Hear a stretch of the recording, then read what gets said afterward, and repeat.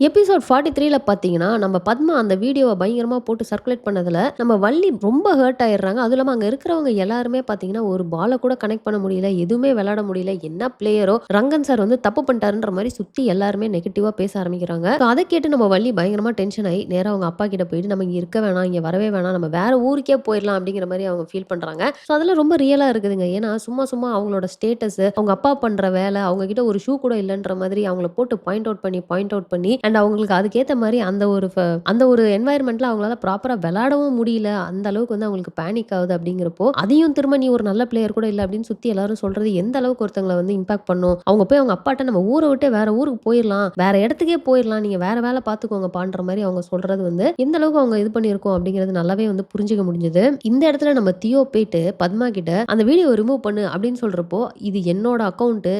நான் எடுத்த வீடியோ. நான் என்ன வேணா பண்ணிப்பேன் அப்படின்னு அவங்க பேசினது. தியோ பார்த்தீங்கன்னா டென்ஷன் ஆகி, "நீ எடுத்தது இந்த கிரவுண்ட்ல எடுத்திருக்கிற. அண்ட் அந்த பொண்ணோட கன்சென்ட் இல்லாம நீ வந்து போட்டிருக்க. ஸோ இது கேட்கறதுக்கு எல்லா ரைட்ஸுமே எனக்கு இருக்குது. உன்னால இப்ப இத எடுக்க முடியுமா? முடியாதா?" அப்படின்னு அவங்க கேட்பாங்க. முடியாது அப்படின்றத சொன்னோனே, நேரா இவங்க போயிட்டு ருக்மிணி மேம்ட்ட சொல்லி, ஏதாவது நம்ம ஆக்ஷன் எடுத்தே ஆகணும். அவங்க பண்ணது மிகப்பெரிய தப்பு அப்படின்றத அவங்க சொன்னதெல்லாம் சூப்பரா இருந்தது. ஸோ இந்த தியோவோட கேரக்டரும் வந்து அழகா வந்து காட்டியிருக்காங்க. அவங்க ரொம்ப அமைதியான ஒரு பெர்சன். பட் ரங்கன் வந்து நீங்க ஒரு நல்ல கேப்டனா இருக்கணும்னு சொன்னோனே, அவங்க கொஞ்ச நாள் பார்த்தீங்கன்னா பேசினாங்க. பட் இருந்தாலும் திரும்ப பேக் டூ ஃபார்ம்ன்ற மாரி பழைய தியோவா மாறுறது. அப்புறம் மறுபடியும் ரியலைஸ் பண்ணி, இல்ல நம்ம தான் கேப்டன், நம்ம தான் டீம பார்த்துக்கணும் அப்படின்னு சொல்லிட்டு மறுபடியும் அவங்க வந்து ஃபோர்ஸா பேசுறது அப்படின்னு சொல்லிட்டு ரொம்ப அழகா வந்து காட்டியிருக்காங்க அந்த டிரான்சிஷன. ஸோ மணி பார்த்தீங்கன்னா வந்து அந்த கிரவுண்ட்ல ஆடுறப்போ அந்த கோச் வந்து தங்கம் மேட்டர சொல்லி சொல்லி ட்ரிகர் பண்ணது அதெல்லாம் நம்ம ஆல்ரெடி போன இதிலேயே பேசியிருப்போம் இல்லையா? ஸோ அதுக்கப்புறமா அவர் செம்மையா ஃப்ரஸ்ட்ரேட் ஆயிடுறாரு. ஆனா என்ன பிரச்சனை அப்படின்னு பார்த்தீங்கன்னா, முன்ன வந்து எல்லா தங்கம்ட்ட பேசிட்டு இருப்பாரு, தியோட்ட பேசிட்டு இருப்பாரு. 2 பேரோடையும் பிரச்சனை பேசல அப்படிங்கிறதுனால அவரால யார்ட்ட ஓப்பன் அப் பண்ணி ஷேர் பண்றது அப்படிங்கிறதே தெரியாம, அவருக்கு அந்த பிரஷர் வந்து இன்னும் ஜாஸ்தியாகுது அப்படிங்கிறத நம்மளால பார்க்க முடிஞ்சதுங்க. ஸோ ஃபைனலா என்ன அப்படின்னா, நம்ம தியோ கிட்ட மாதையன் வந்து இந்த கிரவுண்ட்ல நடந்த விஷயத்த சொல்றாங்க.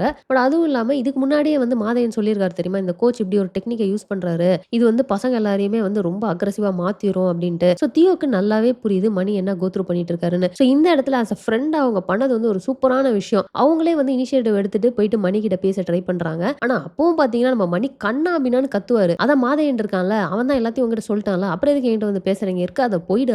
உன்ட்ட ஒரு ஃப்ரெண்ட் அப்படின்னா இப்படிதான் கழட்டி விட்டு போவீங்க அப்படின்னு சொல்லிட்டு இன்டைரக்ட்டா தங்கம வேற நடுவுல பாயிண்ட் அவுட் பண்ணிருவாரு. இவர் என்னதான் இவ்ளோ கத்துனாலும் நம்ம தியோ ரொம்ப பொறுமையா அத அண்டர்ஸ்டாண்ட் பண்ணிக்கிட்டு அந்த இடத்துல வந்து இவங்க அத ஒரு ஈகோ இஷ்யூ எடுத்துட்டு ட்ரிகர் ஆகாம, அவரு இப்ப அப்செட்டா இருக்கிறாரு. அவருக்கு இது ஹர்ட் ஆகுது. அதனால அவர் கத்துறாருன்னு சொல்லிட்டு அவர வெளிய கூட்டிட்டு போய் பொறுமையா பேசி எனக்கு புரியுது அப்படின்றதெல்லாம் சொல்லி, அதுக்கப்புறம் ஃபைனலா மணி நான் தான் கொஞ்சம் ஓவரா ரியாக்ட் பண்ணிட்டேன்னு நெனைக்கிறேன் அப்படின்னு சொல்லிட்டு அவரு திரும்ப நார்மலுக்கு வந்தது வந்து ரொம்பவே அழகா இருந்தது. அவங்களுக்குள்ள இருந்த அந்த பாண்ட வந்து சூப்பரா வந்து காட்டியிருப்பாங்க.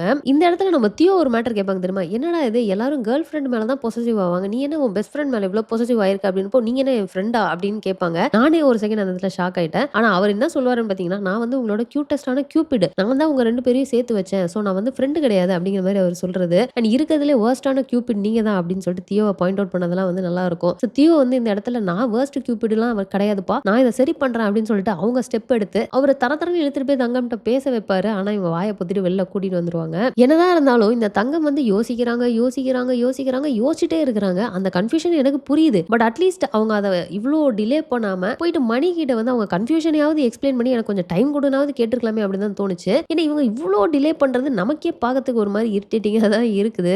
ஸோ தங்கம் பார்த்தீங்கன்னா வந்து விளையாடுறப்போ எனக்கு ஃபோக்கஸ் இல்ல அப்படின்னு சொல்லிட்டு ரங்கன்ட்ட வந்து டிப்ஸ் கேட்கறது, என்ன ரீசனா இருக்கும்னு சொல்லிட்டு அவங்க அங்க போய் கண்டுபிடிக்கிறது, எது அவங்கள பாதர் பண்ணுதுன்ட்டு. ஸோ மணி ரிலேட்டடான விஷயம் தான் அவங்கள பாதர் பண்ணுது. அதுதான் அவங்க கேம வந்து இம்பாக்ட் பண்ணுது அப்படிங்கிறத அவங்க ரியலைஸ் பண்றது. அந்த இடத்துலயும் ரங்கன் பார்த்தீங்கன்னா, உங்களுக்கு ஏதோ ஒரு பெர்சனல் ப்ராப்ளம் இருக்கு அப்படிங்கிறது தெரியுது. பட் எல்லாத்துக்குமே வந்து சொல்யூஷன் இருக்காது. டைம் தான் வந்து எல்லாத்தையுமே சால்வ் பண்ணும் அப்படிங்கிற மாரி அவரு அந்த அட்வைஸ குடுத்ததுன்னு சொல்லிட்டு, ஓவராலா ஒரு மாரி நல்லா தாங்க போச்சு இந்த எபிசோடு. ஸோ எபிசோட் 43ல நடந்த எல்லாத்தையுமே நம்ம ரிவ்யூ பண்ணிட்டோம். எபிசோட் 44ல என்ன நடந்துச்சு அப்படிங்கிறத ரிவ்யூ பண்ணி நெக்ஸ்ட் ஒரு வீடியோ போடுறேன். மிஸ் பண்ணாம பாருங்க. அதுல தான் ரொம்ப முக்கியமா நம்ம மணி அண்ட் தங்கம் பேசி ஒரு முடிவுக்கு வந்தாங்க. அது என்ன அப்படிங்கிறத நீங்க நெக்ஸ்ட் வீடியோல பார்த்து தெரிஞ்சுக்கோங்க. ஸோ அவ்வளோதாங்க இந்த வீடியோ நான் இதோட முடிச்சுக்கிறேன். இந்த வீடியோ உங்களுக்கு பிடிச்சா லைக் பண்ணுங்க. உங்க ஃப்ரெண்ட்ஸ் எல்லாருமே ஷேர் பண்ணுங்க. மறக்காம சேனல சப்ஸ்கிரைப் பண்ணி என்ன சப்போர்ட் பண்ணுங்க. தேங்க்ஸ் ஃபார் வாட்சிங். Bye by.